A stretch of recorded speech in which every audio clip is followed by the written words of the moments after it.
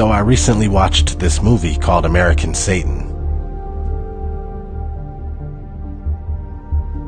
This film was made by Sumerian Films, which is also Sumerian Records, a record label with many artists under its belt. Anyway, this movie was about a young rock band called The Relentless that drop out of college to move to the Sunset Strip to chase their dreams. These kids live out of their van while hunting down live venues to perform their songs and make themselves known. Struggling from day to day, they keep running into an enigmatic old man that says strange things. First, when they arrive in California, John 7:24. Stop judging by mere appearances, and instead, judge correctly. Can I show you boys around town? Then they run into him again a little while later. Do you know how long I've been stuck here, in this vessel, waiting for you four dicks to show up? Do you know how long? What the fuck? Then they keep hustling and trying to make headway, playing shows and barely scraping by. Then, yet again, they come face to face with the mysterious man. Only this time he's rolling in style, and he gives himself away. Sorry, who the hell are you? Use your imagination, dude. It's not what you feel, but what you see. The devil? Whole devil worshipping thing's all fake. Just shock value, tongue-in-cheek marketing gimmick. Oh, you know, let's ask Vic's Bible-hugging mum, huh? Shall we? Anyway, let's go on inside and have that drink. They go inside to sit down and have drinks and talk business. This is my favorite table. Done a lot of business at this booth. Oh, come on, guys. Don't actually believe this fucking bullshit, do you? Yeah, I mean, why us? Because I believe in you. I know you came out here because you know what you're capable of. So do I. Pop stars, they're the ones who influence the masses. We're just a rock band. Pop stars are so fucking boring. Anyway, I've got most of them. Like who? Jay-Z, Empire State of Mind. I love that lyric. Jesus can't save you. Life starts when the church ends. And then his little protege, Kanye. You know, I put him on the front of Rolling Stone magazine with a crown of thorns on his head. Total fucking blasphemy. Okay, right, look. Why exactly a band like us? Rock and roll. Heavy metal. You know, you guys, you're so loyal to me. You wear me on your sleeve. Fucking mental. Have you ever seen Iron Maiden? They filled stadiums full of their fans, singing along to songs like The Number of the Beast. Or what about Van Halen? Running with the Devil, the Stones, Sympathy for the Devil. I'm not saying I'm Satan. Just saying that the devil is a catchy lyric. If that was all real, they would never put it out in the open. Check this out. See this? The pyramid in the eye. Do you know what that signifies? Illuminati. What's that writing say? He favors our undertakings. Yes, I do. And this? New Order of the Ages. Novus Ordo. Yeah. You know, the best place to keep a secret is right in front of someone. All right. Fine. I'm a believer. Are you speaking for everybody? All right, I'll take one. We perform a ritual ceremony. And then I will make you international icons. What's the ritual? Something very simple. Human sacrifice. Oh, come on. No fucking way. Needless to say, they agree to the ritual sacrifice, and boom! They blow up and become the most popular band overnight with their debut album, American Satan. American Satan is AS. AS is 119, right? Backwards, it's 9/11. This album also reminds me of Marilyn Manson's album, Antichrist Superstar. American Satan, Antichrist Superstar. Both pretty much the same. Superstar, you could replace the word American with superstar, right? Everybody in America is a superstar or wants to be one. And Satan, Antichrist. So American Satan, Antichrist Superstar. Both very similar. Both AS 9/11. And let me say this, maybe these numerical outcomes or similar name patterns weren't devised by man sitting around in a room going, let's put this in there, let's make sure this is that, but rather the Matrix is speaking to us, and at times through us. Reality itself, whatever it is heavily coded with hidden knowledge and messages when you're able to read between the lines. So anyway, the lead singer of The Relentless is cleverly named Johnny Faust, as in Dr. Johann Georg Faust, a German astronomer, alchemist, and magician from the mid-1400s. Just decades after his death, he became the subject of a folk legend where a man makes a pact with the devil in exchange for worldly pleasures and unlimited knowledge. This legend has had many adaptations over the centuries, leading all the way up to today.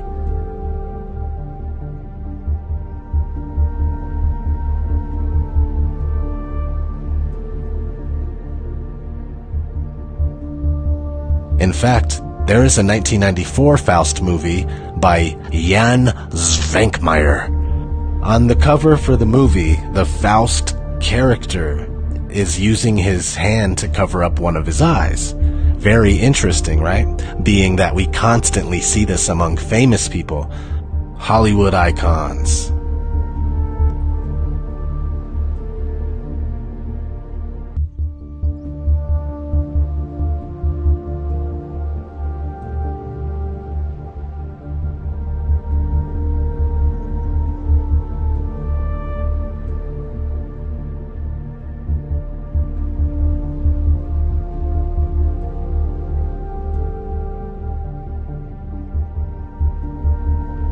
Pop music stars.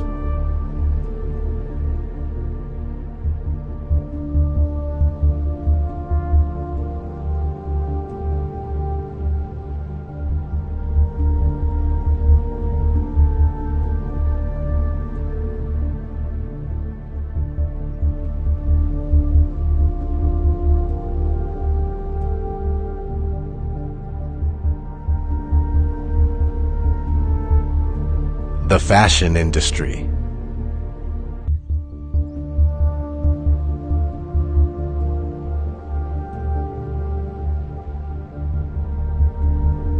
Movie posters.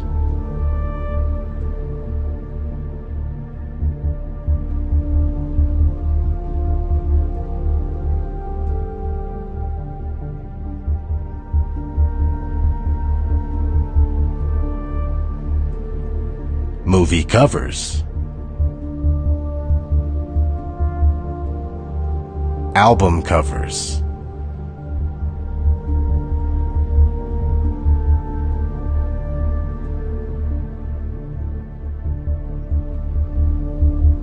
Magazine covers.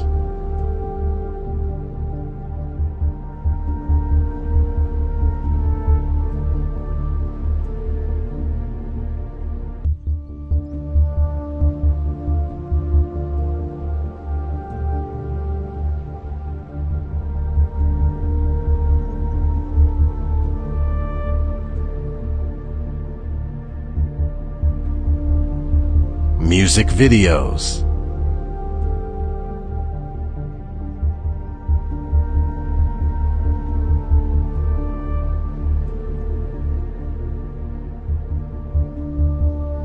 Products they sell at the grocery store. Ads for department stores. They even have the Einstein brothers doing it with bagels. And the list goes on and on. I could easily make a 5-hour video with how much of this stuff you can find. I'll admit it sounds funny, and it seems completely ridiculous and unreal, but it's exactly like the man said on American Satan. The best place to keep a secret is right in front of someone. So we have the 1994 Faust cover with the guy covering one eye, and the story is about selling your soul. Let's listen to some words straight from the celebrities themselves. I sold my soul to the devil. I know it's a crappy deal. Music came with a few toys like a Happy Meal. It's like the boy in the bubble who never could adapt. I'm trapped. If I could go back, I never would have rapped. I sold my soul to the devil, I'll never get it back. I sold my soul to the devil, and the price was cheap. And yo, it's cold on this level, cause it's twice as deep. Picture a nigga on the verge of living insane. I sold my soul for a chance to kick it and bang. Dear God, I wonder, can you save me? Illuminati want my mind, soul, and my body. Dear God, I wonder, can you save me? Secret society, trying to keep it on. You know, I am misunderstood a lot at times. My music, my image, people have their whole thing about me, whether it be me being a devil worshiper or whatever. Besides them reading into my hand over my eye on my album cover. Why is your hand over your eye on your album? Because I'm a devil worshiper. What are you talking about? Because I swear I wanted to be like the Amy Grant of music. Yeah. But it didn't work out, and so I sold my soul to the devil. Why do you still do it? Why are you still out here? Well, it goes back to the destiny thing. You know, I made a bargain with it, you know, a long time ago, and I'm holding up my end. What was your bargain? To get where I am now. Should I ask who you made the bargain with? with the chief commander. On this earth? And on this earth, and then in the world we can't see. I mean, I can try, but then it just doesn't happen. I can sing notes and sing strong and do all these things that when I'm just by myself, I can't do. And I remember right before I performed, I raised my hands up, and it was kind of the first time I felt something else come into me. If your ultimate goal is to be famous, then you're gonna do a lot to get there, like sign your name in blood in a contract with the devil. Yeah, and it like really upset me, so I like summoned Satan, and I write about how I made it. Where do you summon Satan?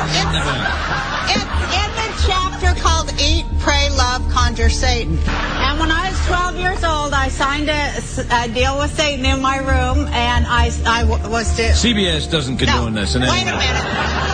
Because I wanted to get famous no matter what. Well, you know, there's a rich history of the devil in rock and roll. It goes all the way back to, like, Elvis was everyone said, he's playing the devil's music. What was that great song, The Devil Went Down to Georgia? Oh, Charlie Daniels. Charlie Daniels, he had some devil in there, and it goes even back to, before that, who's Robert Johnson? Right. You can find his roots, you know, way back to the beginning of rock, and so, you know, had we sold our soul to the devil? How else can you explain us being here on the radio? Now, I'm not here trying to tell you that these people were face to face with the devil, shaking his hand or something like that, but this all really is satanic. It's all about materialism, wealth, and living a life full of earthly pleasures while neglecting spiritual wealth and well-being. For what is a man profited if he shall gain the whole world and lose his own soul? Or what shall a man give in exchange for his soul? Satan is the god of this material world, and we are always under attack, being deceived, misled, manipulated, and tempted. This is why people celebrate Christmas, and we exchange material on Christmas, and spend money. It's all about the one eye. This is why people that sold their soul for fame and fortune cover one eye. And this is why we have an all-seeing eye on the back of the most circulated currency in the world, with the phrase, "In God we trust." It's not the God you were thinking of growing up. But like I was saying, forget about a red devil with horns, as that is only a symbol of the darkness that tries to influence people from a different plane of existence. Let's listen to some of the words from an interview with rapper DMX. And then I remember one day coming from the studio at 6 o'clock in the morning and pulling over on the highway. We like 4 cars, you know, just to watch the sunrise. And it was at that point that I fell in love with Arizona. I said, you know what, this has to be God's country. You know, because I'd never seen anything as beautiful as that sunrise. Then I met the devil in God's country. You know, and it's not so much who, it's what, you know, what happens and the things that the devil does. It's not so much a person, even though he acts through people. You know, you can't call one person the devil. Joe Arpaio? You know, you can't call any one person the devil. You can't do that because no one person has enough power to be the devil. So you see, that gives us a little bit of insight right there, you know? The people you deal with, they're all influenced. It's all influence. For we wrestle not against flesh and blood, but against principalities, against powers, against the rulers of darkness of this world, against spiritual wickedness in high places. Rock music, and music in general, has definitely been guided and controlled by spiritual wickedness. It's obvious.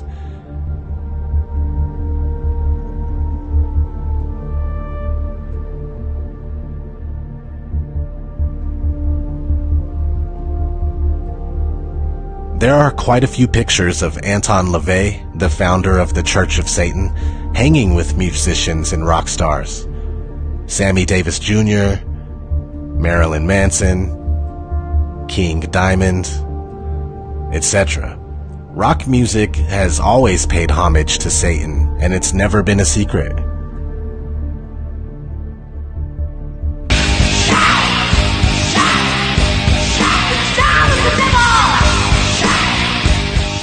Rap music is doing it now too. Pussy ass niggas stop hating. Lil' Tune chick got that fire, and these hoes love me like Satan, man. Yeah. But back to rock music. Have you ever noticed the androgynous agenda? Most all male rock bands have all the members dressing like women, doing makeup and everything. This is, of course, paying homage to the Baphomet, which is their hermaphrodite god. It has a penis and a set of knockers. On its arms, which are pointing above and below, as above so below, it says solve and coagula, which means separation and coming together. This is an essential part of the alchemical process. What's funny is that the guy that plays the vocalist for the Relentless on American Satan is the vocalist for a real band called Black Veil Brides, and they dress up like women.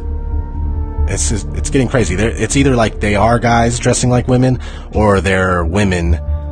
They really are trannies. There is a huge transgender agenda going on, where people that you would never suspect of being the opposite sex are actually the opposite sex. They're trannies. They were born and bred to be trannies, and this happens very often in Hollywood and, you know, the music industry, which is a part of Hollywood for the most part.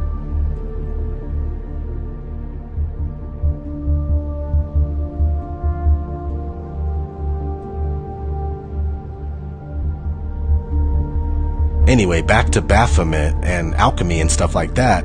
The first Faust movie from 1926 is all about alchemy, and the 1994 version is made by a company called Athenor, and an Athenor is a furnace that maintains a steady temperature used by alchemists. Another interesting aspect of rock music is backmasking. Have you guys ever seen Little Nicky? I'll play a clip real quick. But wrap your minds around this, gentlemen. Oh, no. Chicago. I love this song. I command you in the name of Lucifer to spread the blood of the innocent. Oh my God, Chicago kicks ass. That was awesome. See, and that's comedy. People laugh and stuff, but this happens in real life.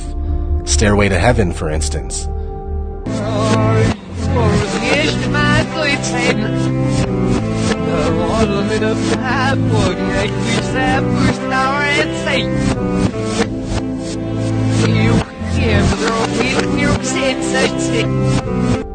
My Sweet Satan. Can't make this stuff up.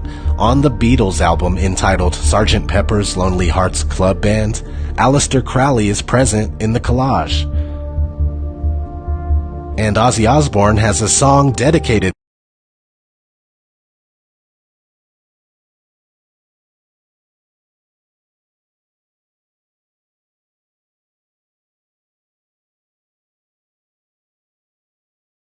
been there. See, you put it out in the open like this, like the music industry has done, like Hollywood has done. Put it out in the open, and people start to take it for granted. You just forget about it. You think it's funny. You think it's entertainment. You forget how real this all is. Johnny Cash, or JC, right, has a song and music video called God's Gonna Cut You Down, dedicated to the sad celebrities that sold their soul. You gotta watch the video. It's blatant. The list of connections between the music industry and Satanism goes on and on and on and on and on. Who wants to pray to the devil with me? Who's in with me? Come on, hey, let me see those horns. Let me see those horns. Metal, metal, metal, metal. That's pretty much the deal with everything, if you pay any attention. After all, this is Satan's world, right? That's what it says anyway. This has been ODD TV. Thank you all for watching.